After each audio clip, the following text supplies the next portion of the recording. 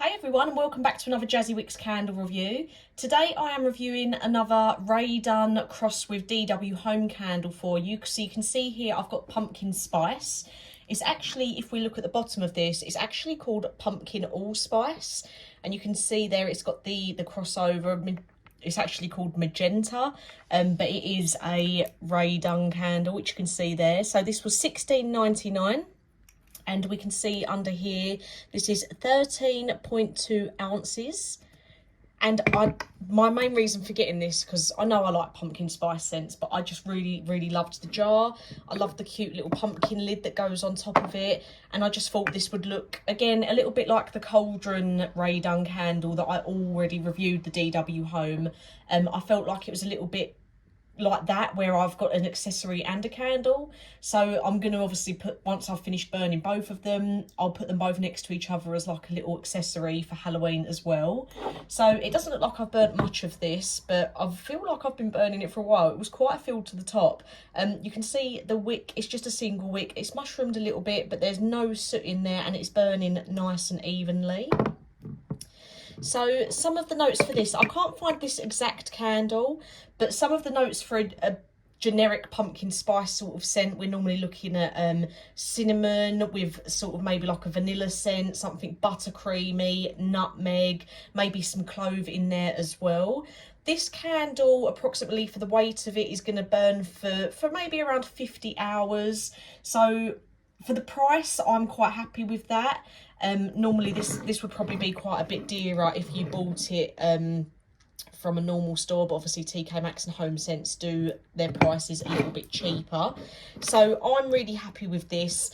The throw has been really lovely. It's not the strongest pumpkin spice scent I've ever had, but it is definitely up there with some of the good ones. It's been, I'd say the main notes for me, it wasn't overly cinnamony, so if you don't like cinnamon, don't worry, you might still like this candle.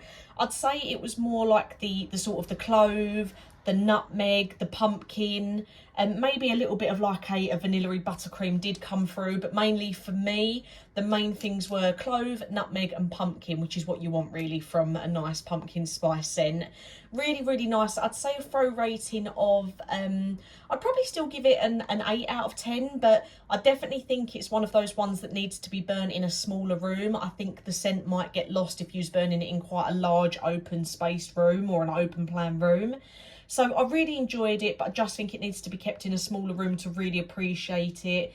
It was a nice, really warm, autumnal, those spices, they sort of make you feel all cozy, don't they, those sort of notes. So really enjoyed this. It's definitely one that I'm glad that I got. Looking forward to finishing burning this and the toxic cauldron, to be honest, so I can have them as little accessories as well. So don't mind paying that little bit more when you've got a nice ornament for Halloween there too. So let me know if you've tried this or any of DW Home's other pumpkin scents. They have a few variations.